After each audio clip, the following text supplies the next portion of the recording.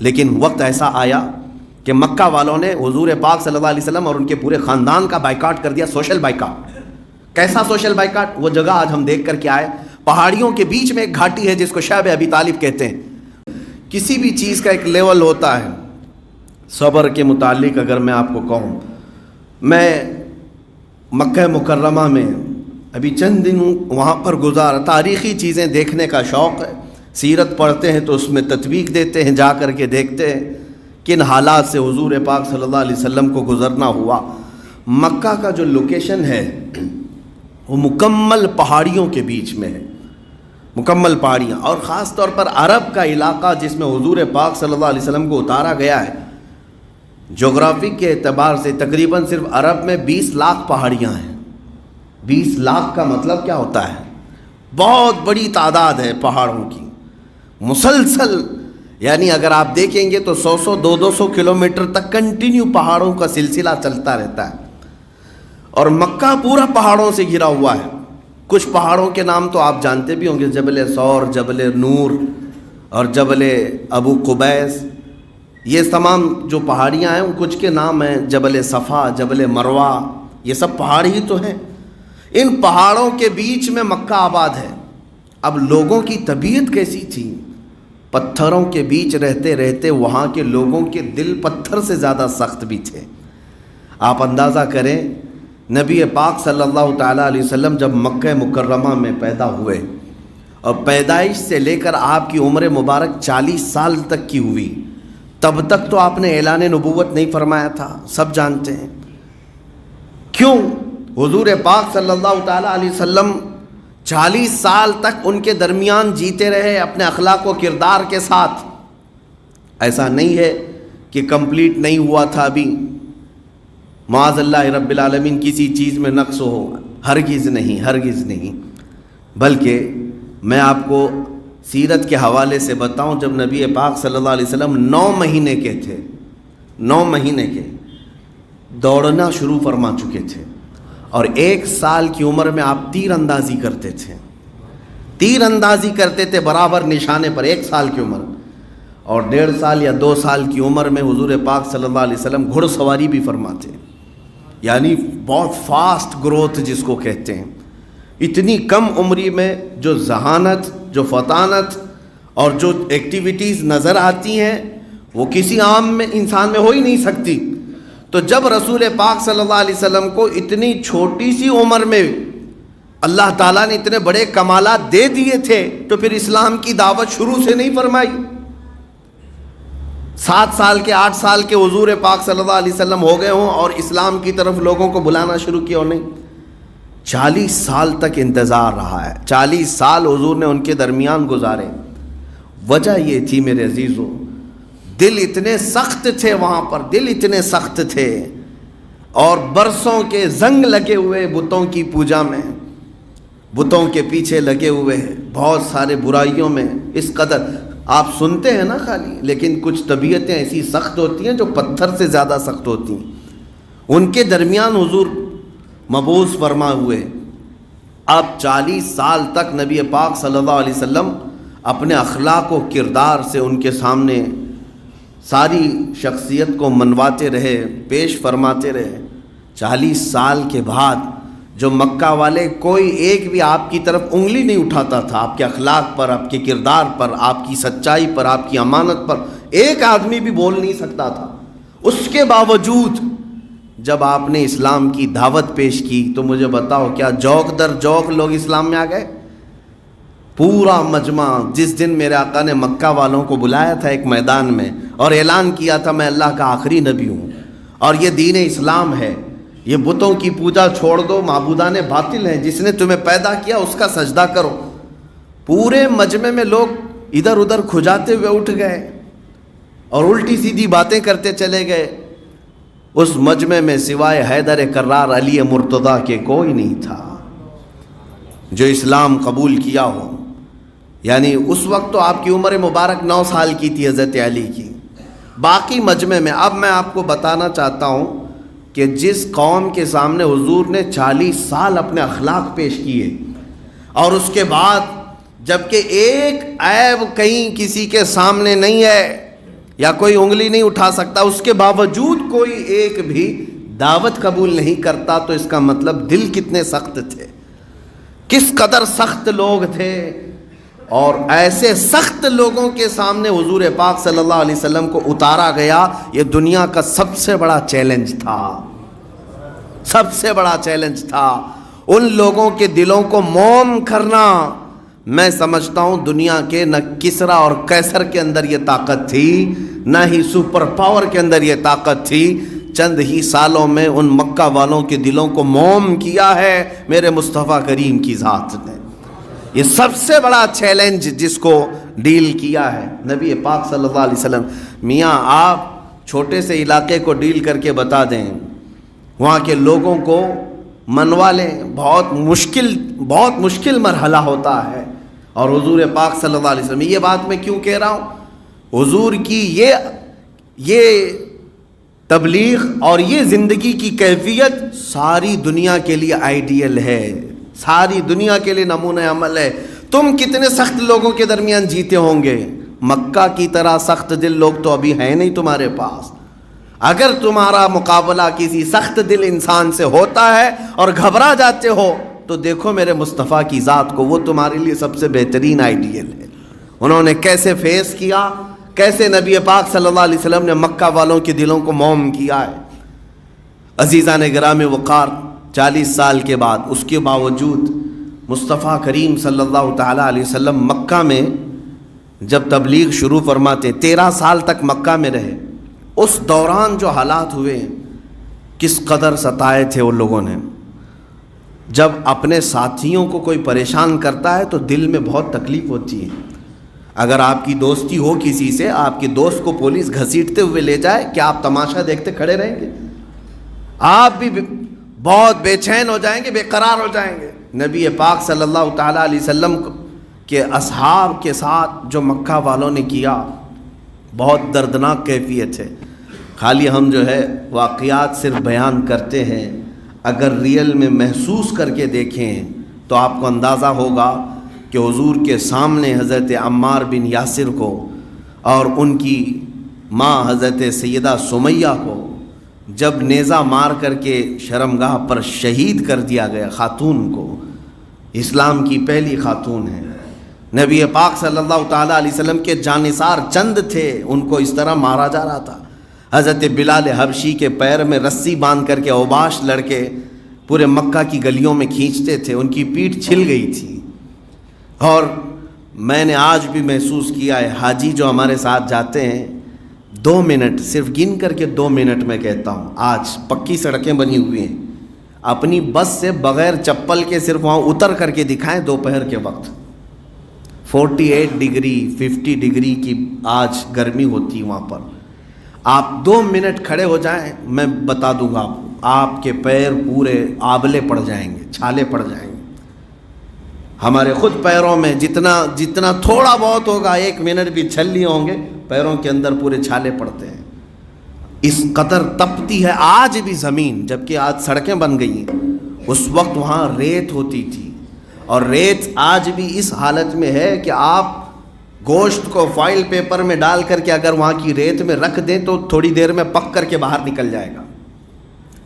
آج کی بات کر رہا ہوں، اتنی گرم ریت ہوتی ہے کہ آپ کا گوشت بن جائے گا، پک جائے گا.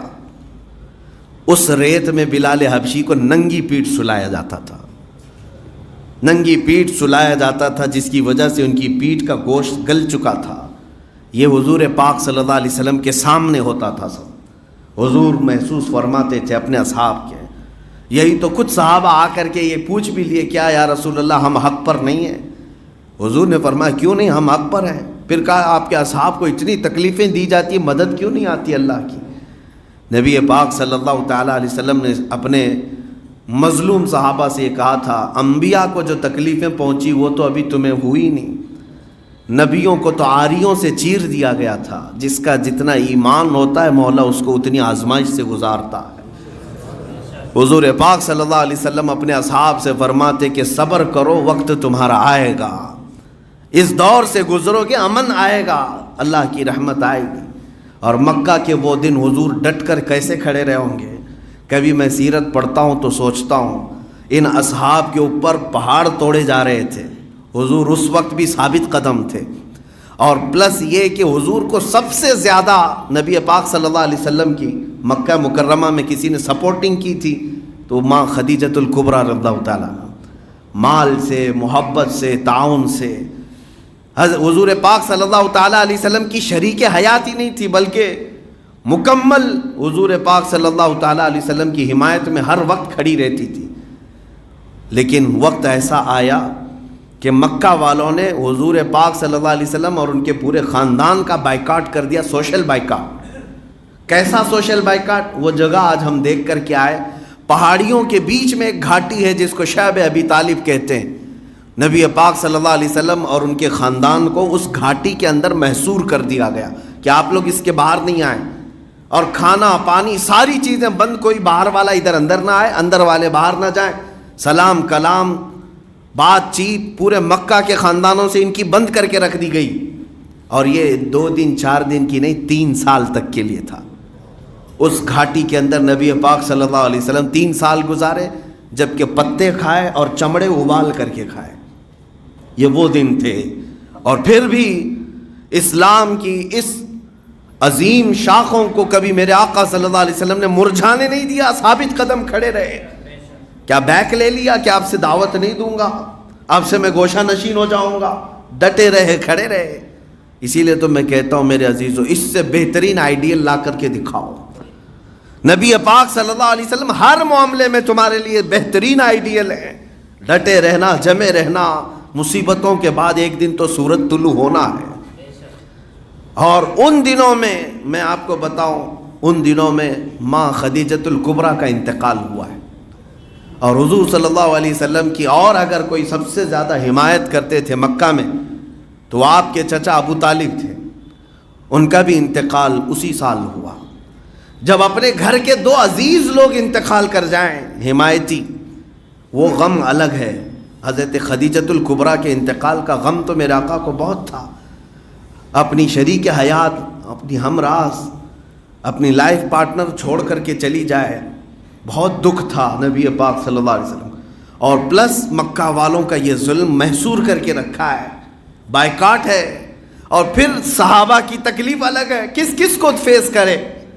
ہر چیز میں میرے آقا صلی اللہ علیہ وسلم نے اعلاء کلمت الحق کو بلند رکھا.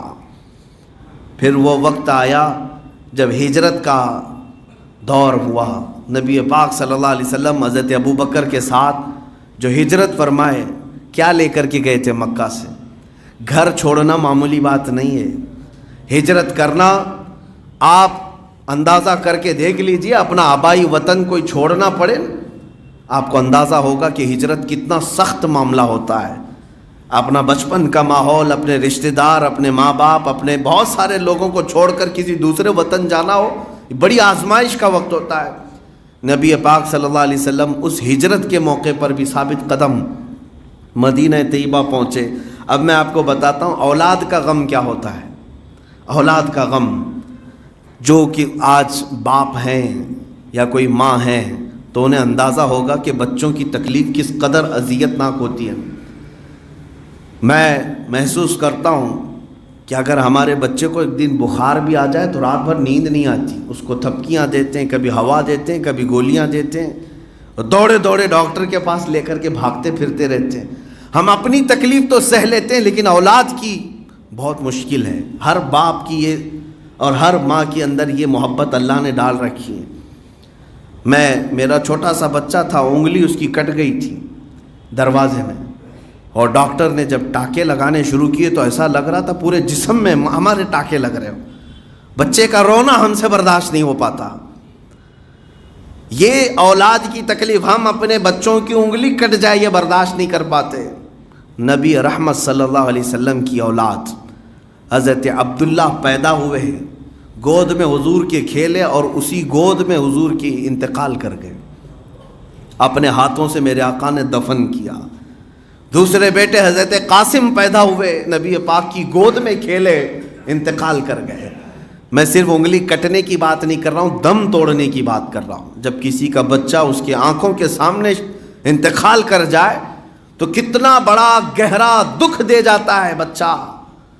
تیسرے بیٹے حضرت ابراہیم پیدا ہوئے ہیں جن سے حضور کو بڑی الفت تھی، محبت تھی. 6 مہینے تک میرے آقا کی گود میں کھیلتے رہے. اور یہ وہ دور تھا جب امام حسین بھی پیدا ہوئے تھے.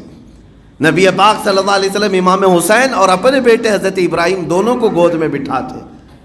پھر جبرائیل امین نے آ کر یہ بھی کہا یا رسول اللہ صلی اللہ علیہ وسلم ان دونوں میں سے ایک ہی کو آپ رکھ سکتے ہیں، اللہ کی منشا یہ ہے. نبی پاک صلی اللہ علیہ وسلم نے امام حسین کو رکھ لیا، اپنے بیٹے کو قربان کیا.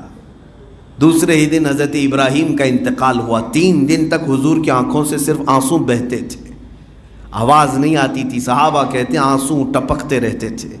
اولاد کا غم کیا ہوتا ہے. 3 بیٹے انتقال کر گئے. حضور کی 4 بیٹیاں تھیں، حضرت زینب، حضرت رقیہ، حضرت ام کلثوم، حضرت فاطمہ. 4 بیٹیاں ہیں.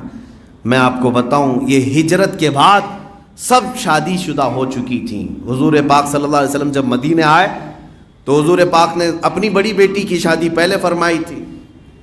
حضرت زینب سفر کے دوران وہ اونٹ سے گر پڑی، حمل تھا اور حمل گر گیا اور اسی زخم کے بعد چند دن بیمار ہوئیں. مدینہ طیبہ میں جوانی کے عالم میں بڑی بیٹی حضور کے انتقال کر گئی. نبی پاک صلی اللہ علیہ وسلم نے جنازہ پڑھایا. اپنی جوان بیٹی، شادی شدہ بیٹی، اس کو دفن کرنا کوئی باپ سمجھ سکتا ہے. حضور پاک صلی اللہ علیہ وسلم کی دوسری بیٹی حضرت رقیہ حضرت عثمان غنی کے نکاح میں دے دیا. بڑی خوش تھیں بہت. لیکن جس سال جنگ بدر ہوئی، دوسری ہجری، جنگ بدر کے لیے جب میرے آقا جا رہے تھے تو حضرت رقیہ بہت بیمار ہو گئیں. جب اپنے بچے بیمار ہوں تو آپ سفر ملتوی کر دیں گے. میرا بیٹا بیمار ہے، میں اب آگے نہیں جاؤں گا. حضور جہاد پر جا رہے تھے اور بیٹی گھر میں بیمار ہے. نبی پاک صلی اللہ علیہ وسلم نے حضرت عثمان سے کہا عثمان تم میری بیٹی رقیہ اور تمہاری زوجہ ہے، اس کی تیمارداری میں لگے رہو. بدر کے صحابہ میں تمہارا بھی حصہ رکھا جائے گا. حضرت عثمان بدر میں نہیں گئے، ان کی تیمارداری میں لگے رہے. جب نبی پاک صلی اللہ علیہ وسلم بدر کے مقام پر تھے، عین لڑائی کے وقت، مدینے سے خبر آئی کہ حضرت رقیہ کا انتقال ہو گیا. حضور کی یہ دوسری بیٹی کا انتقال ہے جن کے جنازے میں میرے آقا شریک نہیں ہو سکے، وہ بدر میں موجود رہے. مجھے بتاؤ میرے عزیزو کون ہے یہ جو برداشت کر سکتا ہے. تیسری بیٹی حضرت ام کلثوم تھی. جب واپس مدینے تشریف لائے تو ان کا نکاح میرے آقا صلی اللہ علیہ وسلم نے حضرت عثمان سے کر دیا. حضرت ام کلثوم یہ دوسری بیٹی تھیں، لیکن زندگی وفا نہ کر سکی. چند ہی سالوں کے بعد حضرت ام کلثوم کی بھی آخری وقت آ گئے اور نبی پاک صلی اللہ علیہ وسلم کی آنکھوں کے سامنے ان کی روح نکلی. 3 بیٹے اپنے ہاتھوں سے دفن کرنا، 3 جوان بیٹیوں کو، شادی شدہ بیٹیوں کو دفن کرنا، کسی باپ سے پوچھ لیں. اسی لیے میں کہتا ہوں اس سے بڑا آئیڈیل دنیا میں تمہارے پاس ہو ہی نہیں سکتا. صبر کے معاملات میں اگر دیکھنا ہو تو لاؤ، میں چیلنج کرتا ہوں، کوئی ہے؟ اب بات یہ ہے کہ آخری بیٹی سیدہ کائنات فاطمہ الزہرا سلام اللہ علیہا حضور کی حیات میں صرف وہ تنہا باقی رہی تھیں نبی پاک صلی اللہ علیہ وسلم کے. اور حضور پاک صلی اللہ تعالیٰ علیہ وسلم کے 6 اولاد دفن کرنے کے بعد کبھی میرے آقا صلی اللہ تعالیٰ علیہ وسلم کی زبان سے نکلا ہو کہ اے رب ذوالجلال میرے گھر کی ساری اولاد ختم ہو گئی؟ نہیں، بلکہ ایک بار بھی حضور پاک صلی اللہ تعالیٰ علیہ وسلم نے اپنے اولاد کی موت یا ان کے دفن، ان کے کفن کی شکایت رب ذوالجلال کی بارگاہ میں کبھی نہیں کی. حتیٰ کہ میں آپ کو وہ جملہ بتا دوں، جب طائف کے میدان میں حضور پاک صلی اللہ علیہ وسلم پر کفار نے نوکیلے پتھر پھینکے تھے جو پیشانی مبارکہ پر لگے تو خون اتنا بہا تھا کہ حضور کے نالین میں آ کر جم گیا تھا. حضور پاک صلی اللہ علیہ وسلم کی اس وقت میرے آقا کے ساتھ زید بن حارثہ حضور کے غلام اور حضور کے خاص صحابی منہ بولے بیٹے وہ ساتھ میں تھے. حضور پاک صلی اللہ علیہ وسلم کی اس کیفیت کو دیکھ کر کے وہ کہتے ہیں اتنی گھبراہٹ ہوتی تھی، کبھی ادھر سے پتھر آتا، کبھی ادھر سے پتھر، کبھی ادھر سے. وہ ایک صحابی بچانا چاہتے ہر جگہ سے، لیکن پتھر تو گرے. اس کے بعد حضرت زید کہتے ہیں جب میں میرے آقا کے نالین پاک نکال رہا تھا تو خون سے چپک گئے تھے دھونے کے لیے. اس وقت حضرت زید بن حارثہ کہتے ہیں ایک دعا میرے آقا نے کی تھی اللہ کی بارگاہ میں سنتا ہوں تو رونگٹے کانپ جاتے ہیں. رب تعالیٰ کی بارگاہ میں کہتے ہیں اے اللہ جو شکایت ہے میری یا جو کچھ بھی معاملہ ہے میں تیرے علاوہ کس کے پاس کروں. اور پھر کہتے ہیں اے رب ذوالجلال یہ میری کمزوری ہے کہ میں ان تک یہ تمام معاملات کو پہنچا نہ سکا. اپنی حضور پاک صلی اللہ تعالیٰ علیہ وسلم عاجزی کا اظہار رب ذوالجلال کی بارگاہ میں کرتے اور آخری میں یہ کہتے ہیں ان لم یکن غضبک علی فلا ابالی. یہ جتنا مجھے تکلیف پہنچائیں یہ لوگ پتھر ماریں جو کچھ بھی ہیں ان لم یکن غضبک علی فلا ابالی.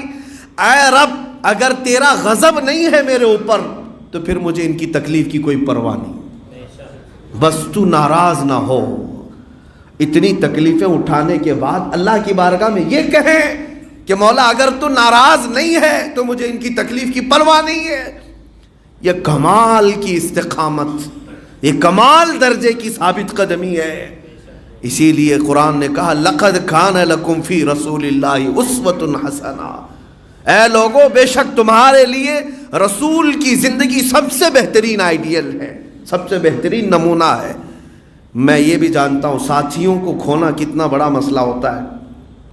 آپ ایک تنظیم چلاتے ہوں, تحریک چلاتے ہوں, یا آپ ایک کمیٹی چلاتے ہوں. کمیٹی میں مشکل سے 10-11 لوگ ہوتے ہیں, کبھی 20-25 ہوں گے, اور اس میں سے 4 لوگ ایک ساتھ مر جائیں, ختم ہو جائیں, پھر دیکھنا کمیٹی کی حالت کیا ہو جاتی ہے.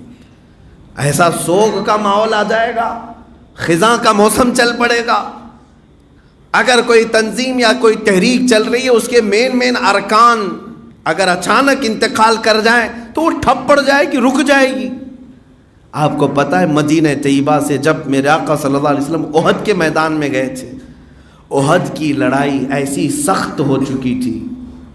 احد کی لڑائی, اس میں نبی پاک صلی اللہ علیہ وسلم کے سب سے عزیز ترین صحابہ 70 کے قریب شہید ہو چکے تھے, اور وہ ٹاپ لیول کے صحابہ تھے جس میں حضرت امیر حمزہ ہے جو حضور کے باڈی گارڈ کی طرح رہتے ہیں, ہمیشہ حضور کے دفاع میں کھڑے رہنے والے صحابی, سگے چچا. حضور کی آنکھوں کے سامنے ان کے سینے پر نیزہ مارا گیا جو ان کی پیٹھ سے نکلا, اور ان کے سینے کو چیر کر کے ان کا کلیجہ چبایا گیا تھا. عبداللہ بن جہش حضور پاک صلی اللہ علیہ وسلم کے چہیتے صحابی, جنگ بدر, جنگ احد میں جن کے جسم کے 80 ٹکڑے کر دیے گئے تھے, اور ایک ایک ٹکڑے کو سوئی میں پیرو کر کے ہار بنا کر کے کافروں نے پہنا تھا. اسی جنگ میں حضرت مصعب بن عمیر جو رسول اللہ صلی اللہ علیہ وسلم کے سفیر تھے, ترجمان, ایمبیسیڈر, بادشاہوں تک اسلام کی تبلیغ پہنچانے والا کام کرتے تھے, وہ شہید ہوئے تھے. مین ارکان حضرت سعد ابن ربی جو حضور صلی اللہ تعالیٰ علیہ وسلم کے قریبی صحابی, حضور پاک ہر وقت ان کو پکارا کرتے تھے. انس بن نذیر جو رازوں کے مالک تھے, حضور پاک صلی اللہ علیہ وسلم کی رازوں کے امین تھے, وہ شہید ہوئے. وہ ایسے شہید ہوئے تھے کہ ان کی انگلی کے علاوہ ان کا جسم کا کوئی حصہ ہی نہیں ملا, صرف انگلی, شہادت کی انگلی کی پور, وہ بھی ان کی بہن نے دیکھ کر کے پہچانا کہ یہ میرے بھائی انس بن نذیر کی انگلی ہے, باقی تو جسم ملا نہیں. حضور پاک صلی اللہ علیہ وسلم کے وہ قریب ترین ساتھی 70 کے قریب ایک وقت میں وفات پا گئے ہوں,